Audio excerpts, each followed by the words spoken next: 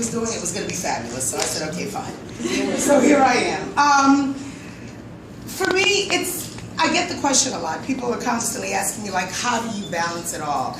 And when I think back, like, to the beginning of my career, you know, I set out to make a mark in this industry. I came into the music business not really pursuing a career in it, but kind of having these opportunities afforded to me that I realized I just had to take advantage of. But the one thing that I always had in the back of my head, because as I met other women in this business, I would constantly hear, it's impossible to have it all, and you're not going to meet any good men, and there's no way to balance the two. And I realized that a lot of that had to do with us as women. You know, it's kind of where our headspaces are.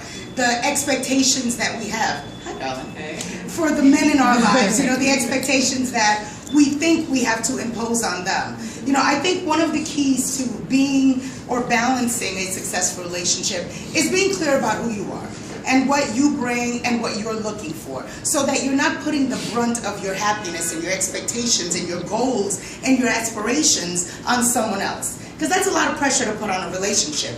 We, you know, read about it all the time, we hear about it all the time. You're supposed to have this guy who, you know, is super successful, ultra handsome, can pick you up, flip you around, and pay all the bills. It's like, you know, one thing. But for me, because, you know, my focus was on other things. I had all these things that I was trying to accomplish, and I was, you know, making headway in those things. I wasn't looking for that. I didn't need that. I needed somebody who was going to support me in those endeavors. Somebody who wasn't going to stress me the hell out. Somebody who wasn't going to be doing stuff that was going to distract me when I needed to be here focusing on this, because he's so insecure that he needs attention over there. You know, so it all comes down to what you look for in that other person. And the other thing that I talk about a lot as well, because I got very, very lucky. First of all, I broke one of my own cardinal rules. I don't believe in eating where you shit. But, or I should say where you work, sorry ladies. But my husband actually did security for Busta Rhymes. While I was managing Busta, he was his security guard. And the first time we met, there was a little bit of a spark, but I was like, we don't go there, we don't do that. And after months of working together and one long tour overseas, one thing led to another. And it was like, okay, we've got a decision to make. So the decision was the fact that I didn't like the perception of me dating somebody that I worked with, but I wasn't going to let that hinder me making a decision to be with him. It was also about the fact that during the day, during the work hours, I was the boss, and I'm a ball buster, and then I expect to be able to go home and cuddle. And he was like, not happening. You done yelled at me all day, you know? So those were kinds of the things that led to our decision. But when we decided that, you know what, we're going to make a go of this, we're going to be in a relationship, what I always admired was the fact that, you know, he took a look at everything that I was trying to accomplish, where he was. We knew that we were going to want to have a family. And he decided, I'll be the one to stay at home. You go out there, you do what you have to do, you're on the trajectory, I'm holding it down here. You know, at that point I'd gotten pregnant with our first child, who is now 15. And he took that baby bottle and slung it in his pocket and was like, you do what you gotta do, I got this. You know, and that was a major, major step, not only for him as a man, but for us as a couple and for our relationship. And what that taught me is that he is so secure in who he is and what he's doing and what his role is in my life. Because that's the other thing that you have to be conscious of. What is, you know, what are our roles in each other's lives? How do we support, complement, help each other be everything that we're meant to be? Because that's what we're supposed to do ultimately in a relationship, right? Be there to complement each other, because the happier the other person is, the happier they can make you. All of those cliche things we hear about, those things are all rooted in truth. So when he made that decision, not only was it great for our family, it was great for our relationship. Because then I looked at him and I was like, wow, I'm so important to you that you're willing to take a back seat to everything that I'm trying to do to help me get to where I'm trying to be. And all that did was kind of strengthen the, you know, connection that we had in the relationship. We've been together now 18 years. Our son is 15 going on 16. Our daughter is 10.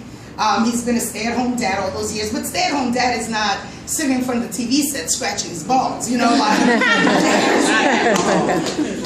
those kids are in everything, you know, piano, drums, you know, they do absolutely everything. And because he treats it like a job. That is his job. Raising our family is his job.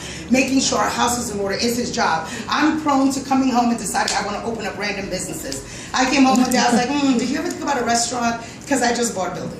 Did you ever think about it? You know? And so he runs all of my ancillary whims, you know. But it took work, and it takes work every single day, because we make a conscious decision to be in the relationship, a conscious decision to make that relationship work. I was just telling somebody the story that at one point, you know, I was traveling all the time and I was working, and we found that we were relegated to like that peck in the morning, peck at night, like, see you. And he read an article and he said, you know, I'm beginning to feel like a little bit of a disconnect. And that's the other thing, communication, talking about it all the time. He was like, this might seem stupid, but they said if we have one French kiss a day, like one intimate sign, you know, it strengthens the connection. And so we started doing it. We started doing it in the morning, you know, like before we left for the day, stinky morning breath, whatever it was. And it deepened the relationship. Like I was like, well, damn, whether it's a little tingling you start to feel that makes you wake up in the morning, or, you know, it actually worked to deepen the relationship. That was a conscious effort on his part to say like, hi, I'm feeling like we're running in two different directions. Let's put a little bit of effort into the romance, you know? And I have those days where I'm like, ugh, with the rest of the world. And I love living in Jersey because by the time I drive home, I feel like I declaw. And I become human again by the time I pull into my driveway. And I walk in the house sometimes still on the phone, and I'm like, ugh. And he's like, you're home now. That energy. And at times I'm like, wait a minute. And then I have to realize, like, this is the sanctity of our home. You know, I have to be able to separate the two. That's work. Because for somebody like me, I'm like, what are you talking about? I've got all this stuff on my plate. I've got to handle my business, but I have to make the decision.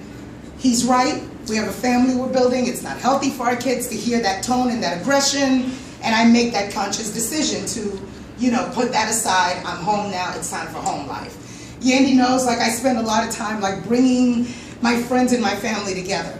That's the balance, the finding the time for you, finding the time to, you know, spend time with family, do things that you enjoy, because it allows you to have the freedom of mind, the peace of mind, to apply yourself to the things that you want to do. You know, a lot of times we feel as women that if we don't focus 100% on this, we're never going to make it. But what we don't realize is that if we deplete and diminish and deprive ourselves of all the other things that make us whole, we're not giving 100% to this anyway. You know, we're becoming one-dimensional. We're losing our depth of, you know, thought and living. Because another thing that I think about all the time is you've got to live, meaning like relish every day, because you can spend every day reaching for something and not realize that every second, every minute, every day that goes by is a day that you're never going to get back. And so while you're reaching and reaching and reaching, and you're forgetting to live and be in the moment, you're losing precious time with loved ones and with family and for yourself that you're never going to get back. So, you know, it's about effort, it's about being in the moment, whether it's in the moment of your relationship, in the moment of you, in the moment of your life, you know, trying to fulfill all of those things, because all of those things contribute to your greatness, your ability to be great. Like, there's no way to deal with the everyday pressures that come with trying to achieve goals and be successful without having the release of, you know, happiness and family and loved ones. Like I said to Yandy, when you got pregnant with Omir, like, your life begins now. Forget all the other shit that you do. Now is when you have something to do it for. You have something to live for, something to strive for, somebody to do it for, you know?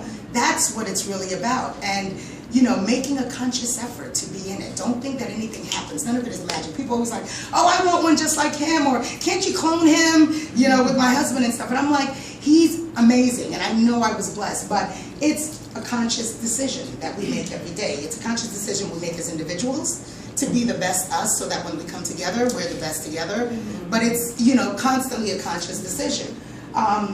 Even when it comes to family, even I have those moments where I wonder, will my daughter, you know, is my daughter getting enough of me? Because she's at home with her dad and her brother all the time. And yes, she is morphing into a small boy. But I, But it's, you know, those are the things that I think about, and those are the things that now I strive for, like spending more time at home. Because when you called me this morning, I said, it's Jordan Day. I might need to bring her. Here's a moment to show the balance. But, you know, spending that time. My kids, I worry, you know, because there was so much time spent away from home and traveling. But, you know, when we do get together, and my husband very good about talking to them about the fact that, you know, mommy's out there, she's working, we spend a lot of time talking, we spend the quality time that matters, but again, it's work.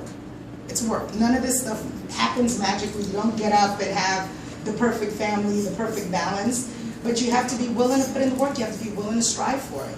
Because to me, I think about everything that I've accomplished, and if I wasn't able to go home, trust me, and have that family, and have that, you know, it wouldn't mean shit.